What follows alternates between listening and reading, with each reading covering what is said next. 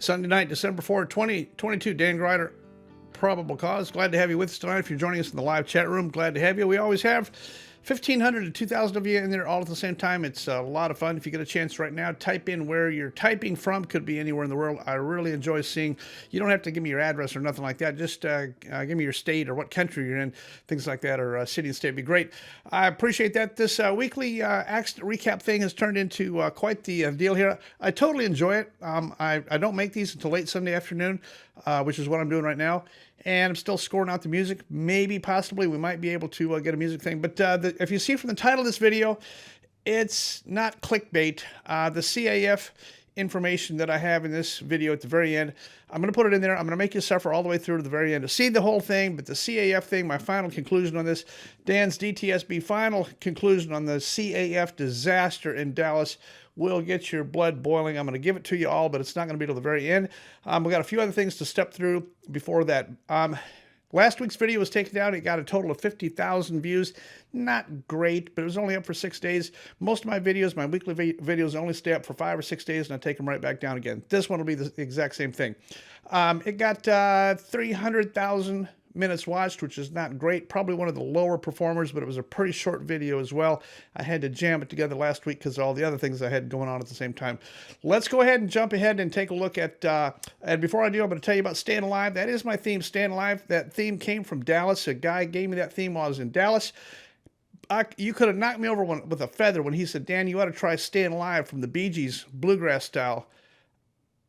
The thing has been on my brain ever since. Me and Dylan may give it a shot here, but I've got Staying Alive Bluegrass at warp factor 10.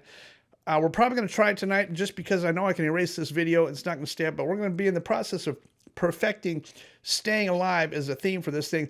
Into 2023, you're going to hear that theme song at the beginning and ending of almost every video, at least a little clip of it. Staying Alive is the theme. That's what we got to do. And Staying Alive Bluegrass, I am working hard on that to get the words, the lyrics, the harmonies, the bluegrass, and the finger patterns to all fit. It is, I'm cramming it in there with a, you can't believe, but it's, we're working on it. Let's talk about a couple things. The Raleigh-Durham crash, I don't remember this deal from late July this year, early August. The news reports was that this kid jumps out of this airplane and committed suicide. I never bought it at the time. I made this video as soon as that thing happened, and I gave my surmise. I never saw the suicide thing. I didn't buy it. I talked to the family. It did not make any sense. I'm going to show you a clip from around August 1 on a video I made talking about that, and this is what I said back in August 1. Deborah, it's been 4 months since this bizarre incident. You might recall those initial reports that Charles Crooks might have jumped from the plane on purpose with no harness or parachute. This guy did not commit suicide. He would not end his own life over a wheel. There's no way. So that's my summary on that, and we'll wait and see what happens on that. But I don't think the pilot in command intentionally led us astray. From his perspective, he just told us what happened. The guy set his headset down. He said, I'm sorry, and he ran towards the back of the airplane. True. But why did he do it? I think he had a mouthful of barf, and I think he was trying to get some open air, and he knew that he was about to blow chow all over the inside of that airplane, and it's going to be bad. He apologized and went for some open air. Investigators say on the way to RDU for that emergency landing, the rear ramp door of the twin-engine aircraft was open for ventilation. Crooks was in the cockpit with the pilot, and at some point, he told the pilot he was going to be sick. Investigators say he opened a window in the cockpit for some air and to possibly vomit. Then the pilot says Crooks got up, removed his headset, apologized, and walked towards the open ramp door. Crooks fell from the plane at about 3,500 feet. So there's that, and next we're going to zoom out to Patty's. You know, I just got back from Salt Lake City. I go out there quite a bit. I just got back from Salt Lake City, had a couple things to do out there, but while I was there, got to spend some time with the Patties, Mike and Mark Patty, and their wives and kids and all that kind of stuff. This is kind of a long video, but it's a super important theme. You know, in today's world and the things that we have going on right now, our freedoms are being eroded big time. Not just your freedom of speech, your freedoms to all those other freedoms, your freedom to own and operate an aircraft and freedom to have an airplane at the airport is being eroded. Patties have something going on here that I'd like to duplicate and think about. I didn't know anything about it, but I got invited to go out here and look at this thing that they've got going on. They've actually subleased an entire section of the Spanish Fork Airport out there, and they're developing it into an air park for hangars, and they're taking the initiative to make this thing work. I think it's a fantastic idea, and if anybody can pull it off, the Patties can. The thing I'm most interested in is their blueprint for how they're doing that could be duplicatable across the country. So instead of getting rid of hangars and closing down and kicking people out, we're actually expanding. There's a thing called grants and assurances, federally funded land. This is the land that's earmarked at an airport for aeronautical use, and there's a bunch of it at every single airport that we can still be using, that we can tap. You lease the ground. You don't ever own the ground, but this is a fantastic operation. A lot of cities do this, but a lot of them are closing it down and discouraging expansion and discouraging growth. I want you to look at this Patty model, and this is my quick visit to the Patties. It's got a little bit of humor thrown in there because that's just kind of the way I roll, and a little bit of banjo. This section is going to take just a second, but I'm going to go ahead and show you. Here's me walking around. This is the Patty open house that they had yesterday out there, and I was out there, so I'm walking around taking a little bit of video of the open house area. They had food, barbecue, and all that kind of stuff set up, which was totally nice. And in the process of doing all that, I had to take my opportunity to have a little bit of fun.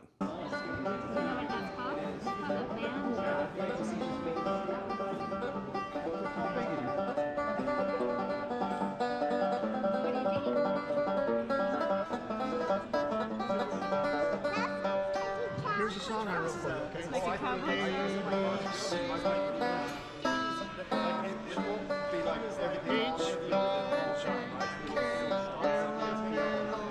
You know the words?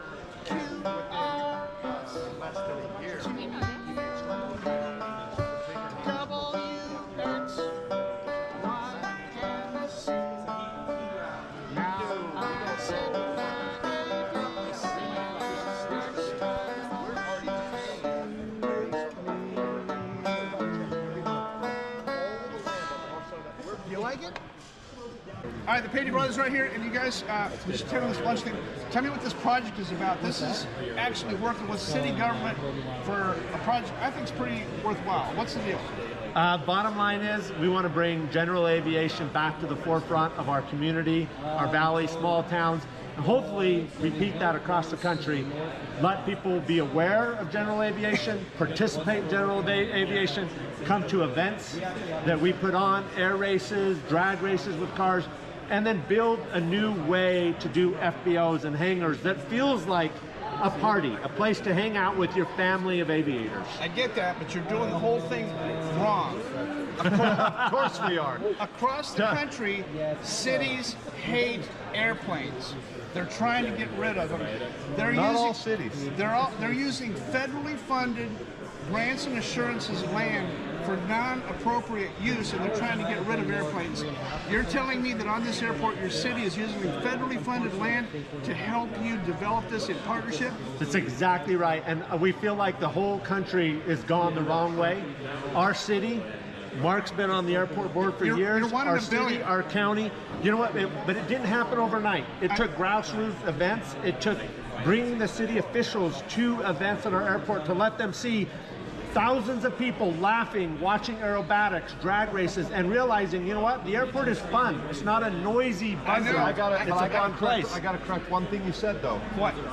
We haven't used any federal funds No. to make the project No. happen. No. But we do have an airport that, and the FAA even recognizes It's federally funded land. It's federally funded land and This is runway. grants and assurances land you're using. Yes, sir. That's right. It's earmarked for aeronautical use. That's right. And that's all we're bringing to the And airport. you've got an FAA master plan that has to be aeronautical activity. Absolutely. You're one of the few.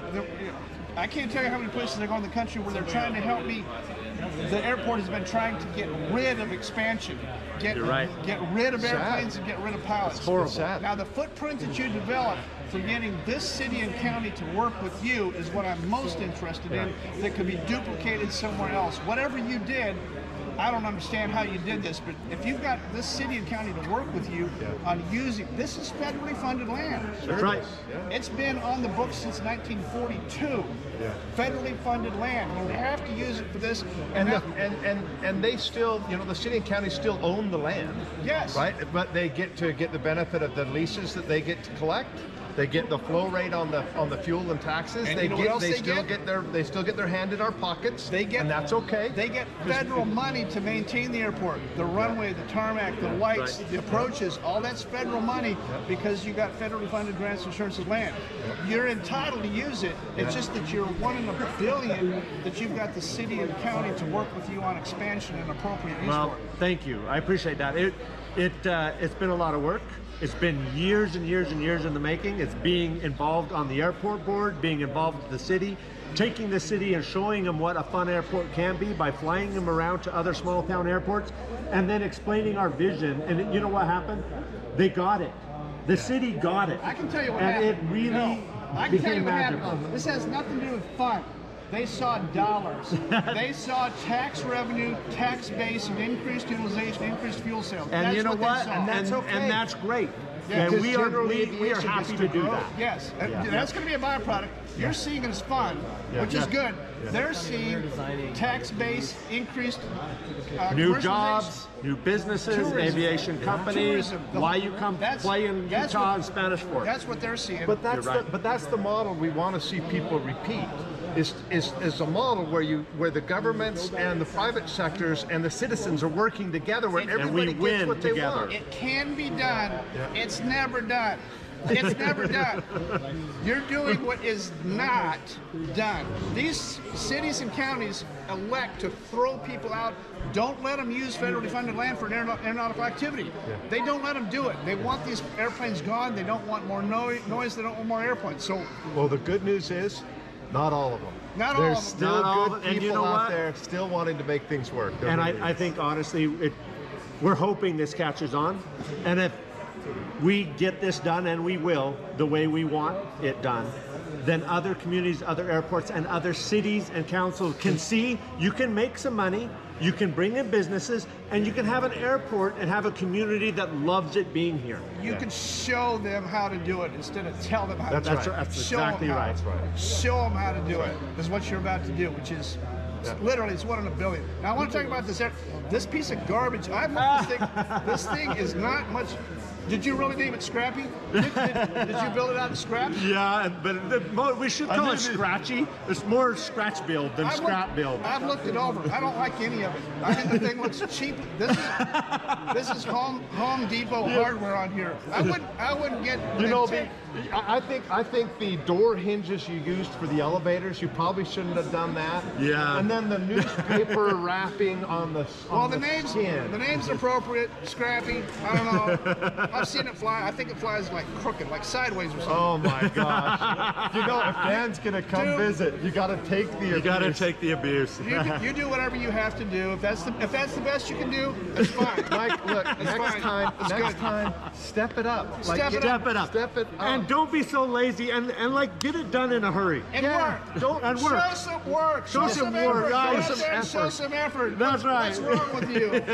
What a lazy, Oh my shoddy gosh. working individual. All right. Well, thanks for the lunch. There's a little bit of barbecue missing, but I'm sorry about that. But I'm not going to talk about it, and it's all good. And whoever the girl was that was the waitress here today was she needs training. Is your hey, your neighbor and your buddies and your friends. And How are you? we want Are you the waitress? to feel like the place you have your own little I'd like some more, please. And, I know. that's all I'm going to say. Whoever the waitress was is going to need. She was trying to live up to what she was paid to be here. Yeah. And It was zero. Zero. She, you have your own little she did it for free, so It might be we're our just grateful wives. that they were Might be our wives. probably Yeah. Susie, Chandra. Thanks for coming All out. right, thank you. Good to see you, Bryce. Appreciate All it. right, Good to see you. guys. All right. You too. Take care. Now, you do that, and I'll do this. Go ahead. Keep on doing it. Keep on going.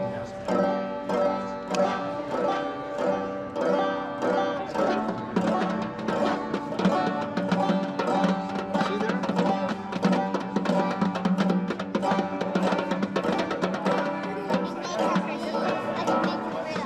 You're actually pretty good. You're actually pretty good.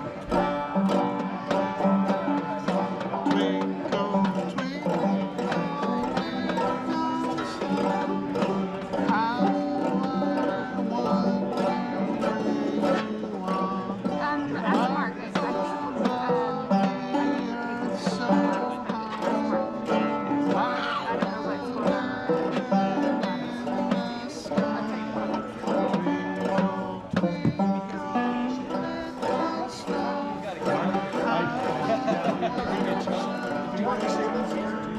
I do, yeah. You did it! I'm actually not. Oh, you're not? So I'll keep you posted on that, but I'm going to work with Mark and Mike. I got a couple ideas I want to float back and forth with them. They've asked me to do a little bit of research on a few things that I know concerning ground leases and a few other airports that are a step ahead of them and what they're trying to get to. So I'm going to be forwarding them some documents here pretty soon that they can also refer to. They got to have a footprint that they can go by as they step forward, pushing what they're wanting to do. So I've got a few of those pieces of the puzzle that they may be able to use, and I sure hope so. In any case, thanks to the Patties out there. We had a great time and always enjoy hanging with them and eating their free food, I might add. Okay, let's go on. You know, I got to talk about AQP. AQP, I've got this thing going on right now.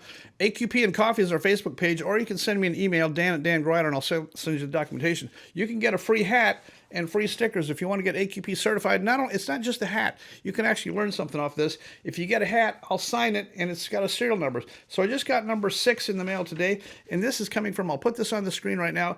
This is coming from flight instructor Jeff Rowland, who did an AQP flight review for a guy named Bill Kalivas, and here's the number of things that he did. He did AQP maneuvers 1, 4, 6, 7, 8, 11, 12, 14, 16, 18, and 19. He also did some ACS maneuvers, which is fine. He did an hour and a half of ground and 2.5 hours of flight, and then notice he says, I certify that I have trained him to proficiency, and he's evaluated his continued airworthiness in each scenario, and he finds him competent and qualified to continue to operate as a GA pilot in the National Airspace System. This AQP continuing qualification recertification expires November 22 of 2023. He set an expiration on a BFR. This dude's BFR expires in 12 months, and he can legally do that. He set an expiration. He made a certification and an expiration. His flight review, in this case, is only good for 1 year because that's a legal CFI limitation that he can put on there. He can make it 30 days or 1 year or 2 years, whatever he wants to do. I recommend 1 year at the most. For some people, it'd really be good if you did recurrent training every 6 months and go out and practice some of these. Try to stay alive. That's our whole theme here. Staying alive. So anyway, anybody that wants to do that gets a hat. They're free. All you do is you send me this thing in, get your CFI to fill it out, sign it, send me a snail mail one of these in ink because it goes in my collection, and I'll log it in. I'm going to get you a couple stickers, you're AQP certified, and a free hat. I think it's a great deal. Check out our AQP and Coffee Facebook page. The documents are also stored there for free. Everything's free. I don't have anything for sale. The whole thing is free. I just want you staying alive. Now here's a new interesting topic. The NTSB now has a new category, and I'm going to read it to you here. Formerly in their final reports, NTSB only issues a probable cause. Now, check this out. NTSB makes this deal here, and they call it preventing similar accidents. And this is off of an accident that I studied in 2020, but this actually goes to show, let's look at this other paragraph here, the third paragraph. The stall airspeeds marked on the airspeed indicator, for example, the bottom of the green and the bottom of the white, typically represent steady flight speeds at 1G at the airplane's maximum gross weight in the specified configuration. Maneuvering loads and other factors can increase the airspeed at which the airplane will stall. For example, increasing bank angle can increase stall speed exponentially. So NTSB now, in their GA fatals, on occasion is including this, which is brand new, preventing similar accidents. And they're referencing maneuvering speed. They're talking about my minimum maneuvering speed. Now, what's the job of the NTSB? Their job is to investigate every single accident and issue a recommendation. They have to investigate, issue a probable cause, and issue a recommendation. In the last 10 years, how many recommendations has NTSB made? In the last 10 years, how many recommendations has NTSB made? Of all the thousands of accidents we've had, how many? I'll give you the answer. Here it is, 21. 21 accidents total in the last 10 years have actually received recommendations. How many of them have received one of these? Well, so far, very few, because they've just started doing this. I believe Jennifer Hamady is tired of listening to me yap. I think she's finally starting to listen about minimum maneuvering speed. I think she's tired of hearing about not actually accomplishing anything, and I think this is a positive step. I'm going to give Jennifer Hamady a pat on the back if this was anything to have to do with her, which I kind of doubt. But somebody there at NTSB is paying attention and looking. There's nothing wrong with issuing a preventing similar accidents paragraph to explain what happened to this guy and how you can prevent getting killed in the exact same manner that this guy did. I think that's totally awesome, and I'm very happy to see at least a flicker in the correct direction from our highly flawed, overpaid, underworked NTSB.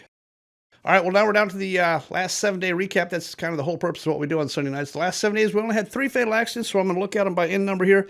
One was November 2710 Delta. It's a Cessna 170 out in Oklahoma. Stall spin. 2 people died. The guy's name was James Bruce. He was flying it, had no pilot's license, no medical, no further information on that, but it looks like a clumsy, dumb, stupid thing to be doing. He did not know what he was doing.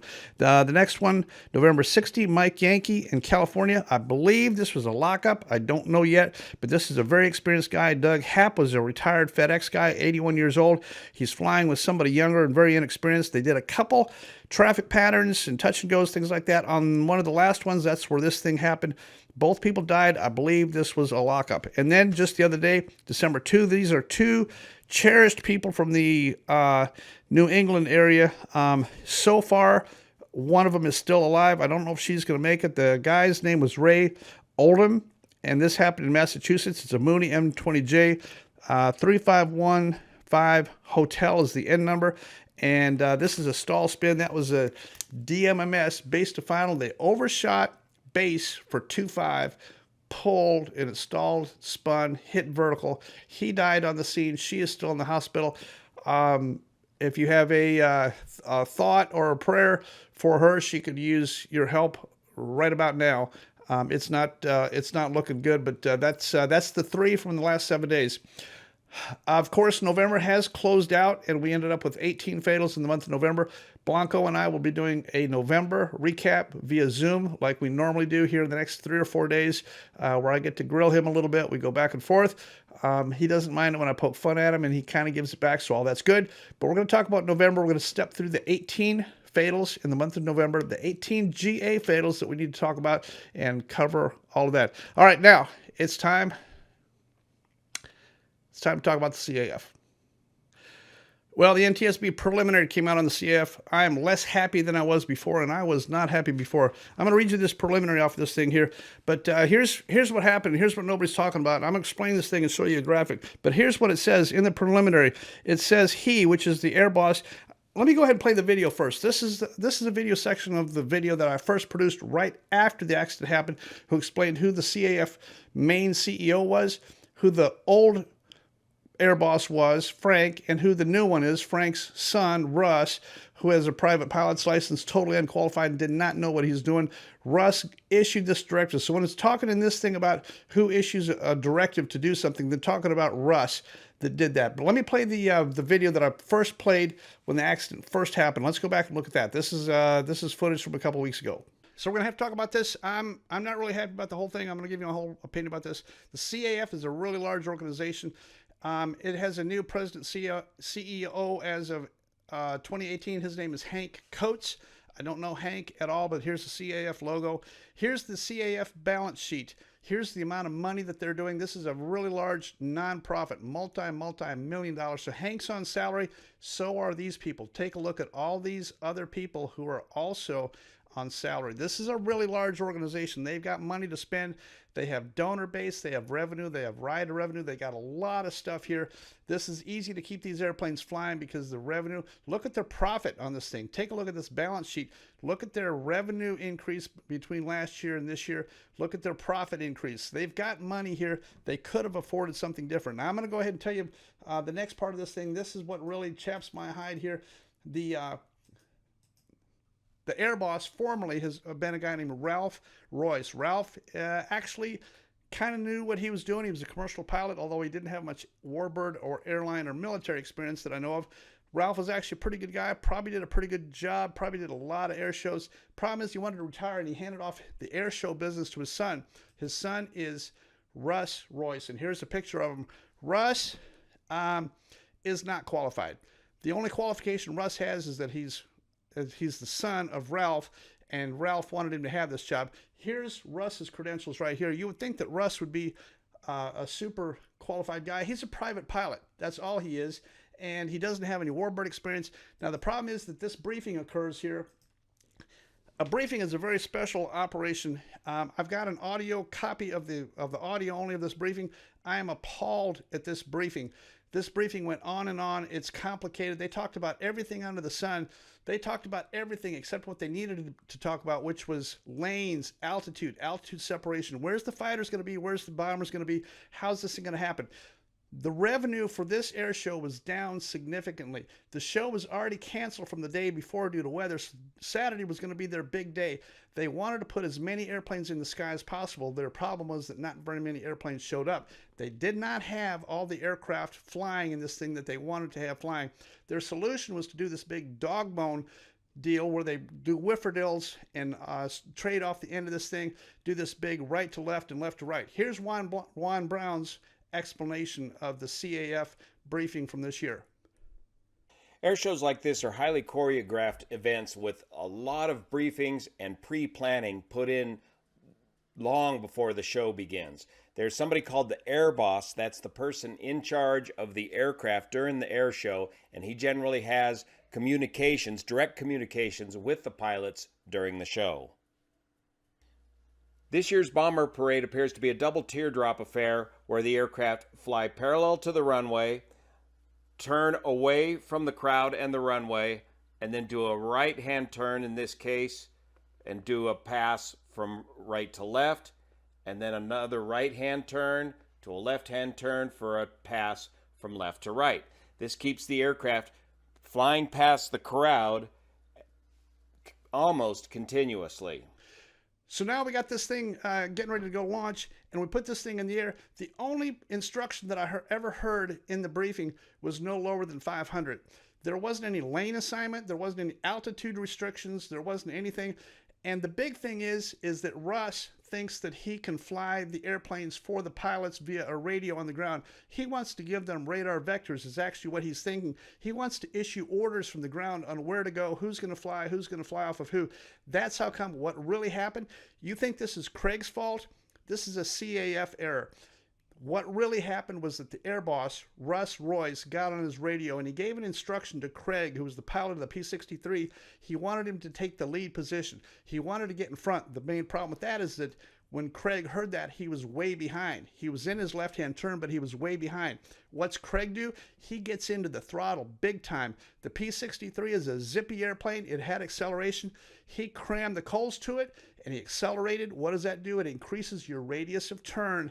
It slung him out. He had to bank harder, show more belly. He was accelerating, and he never saw the B-17. He was following Russ's order to get in front of the B-17. He needed to be in the lead position where the B-17 was flying off of him by the time they got to show center. That's a tall order. He should not have accepted an order from the ground boss, the air boss, on how to fly his airplane. Air bosses cannot tell you how to fly your aircraft. That's not their job. If Russ was an actual air boss, he would have known that. The main problem I have is that there's 50 pilots at this air show briefing. Not a one raised their hand and said, this doesn't make any sense. This is not safe. CRM and our CRM culture says you raise your hand and you question, not at CAF. If you question anything at the CAF, you're out. You don't get to fly. We're going to take your flight slot away. They have it set up such that if you even try to question anything, you're out the door. Not a one of these guys raised their hand. All 6 guys that died in this tragic accident were very seasoned, very veteran formation pilots, airshow pilots, warbird pilots. Every one of them knew in their hearts this thing's completely low level, it's complete chaos, it's completely non-standard, and yet nobody said a word. Even the FAA that was in the briefing never said a word. This thing should have never left the ground. The accident at Dallas with the 2 airplanes that collided, 6 loss of lives occurred in the briefing. Okay, so here it comes down to the blood and guts of this thing. I'm going to read to you right off the report here. I'm going to put it on the screen so you can see it. But it says he, which is Russ directed the fighter formation to transition to a trail formation, fly in front of the bomber formation, and proceed near the 500-foot shoreline. The bombers were directed to fly down the 1,000-foot shoreline. The 500-foot shoreline and the 1,000-foot shoreline were 500 and 1,000 feet, respectively, from the airshow viewing line behind which the audience viewed the airshow. So it goes airshow people, then the 500-foot line, which is basically the center line of the runway, then the 1,000-foot line. typically the fighters stay to the inside and the bombers get the 500-foot line. They let the bombers come a little bit closer to the crowd because they're more stable and not very zippy. They keep the fighters 1,000 feet away. At the last second, Russ ordered them to change. They swapped lanes at his instruction. He wants the fighters on the 500-foot line. He wants the bombers on the 1,000-foot line. That means these guys at the same altitude are doing this. That's what caused the accident.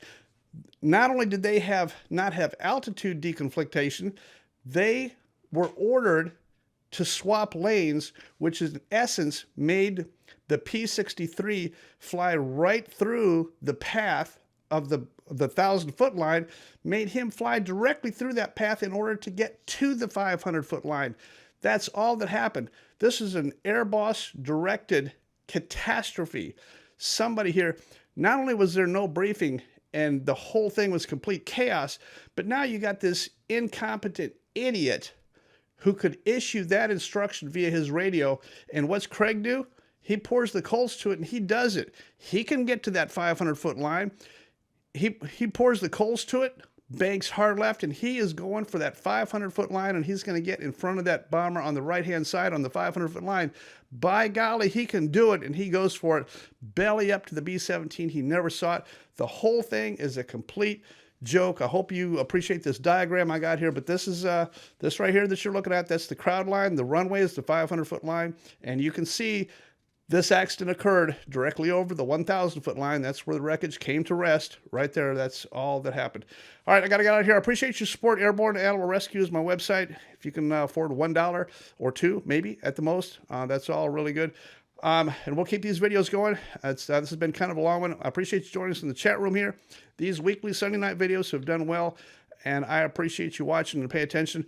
Keep AQP alive out there. I appreciate all your support and comments and all that kind of stuff. I'm working really hard on it. 2023 is going to be fantastic. We're doing an AQP tour in 2023. I hope to see a lot of you guys on the road. I'm going out. I'm giving free AQP flight reviews in 2023. I'm going out with my banjo and pair of tennis shoes. I'm going to live on the road and give AQP flight reviews till I'm blue in the face. I got to get this thing.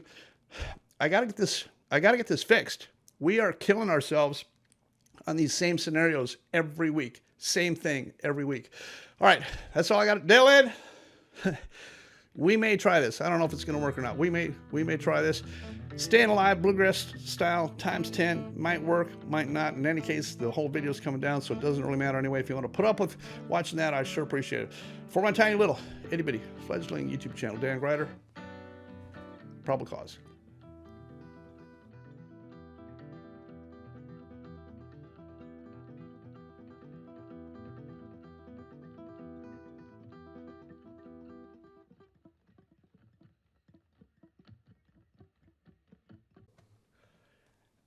All right, Dylan, we might as well try this. This is not going to work, but it's about time we go ahead and get it over with and see what happens. let's get over with.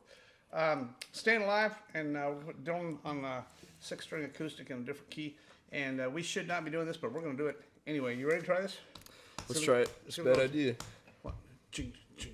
Let me start it, and you jump in. Okay. 1, 2, ready, go.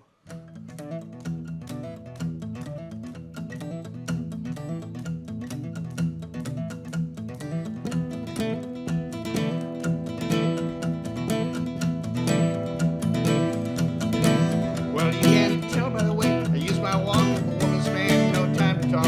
Music loud, the way been warm, been kicked around since I was born. Now it's alright, it's okay. You can look the other way. You can try to understand New York Times effect on men. Whether you're a brother, whether you're a mother, you're staying alive, staying alive. Feel the city breaking and everybody shaking and staying alive, staying alive. Staying alive, staying alive. Staying alive.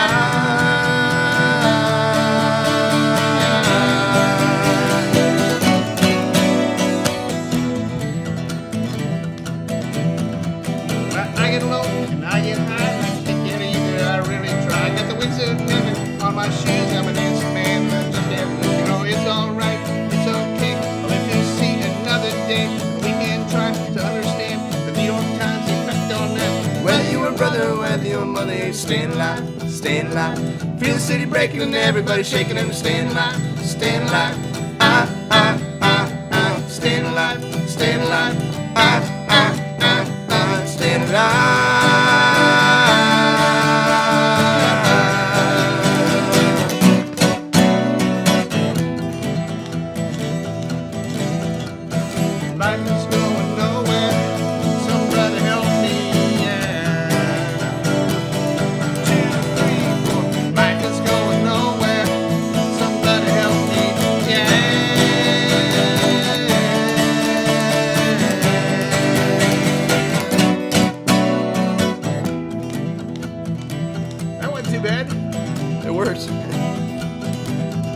hanging with us. See you next week.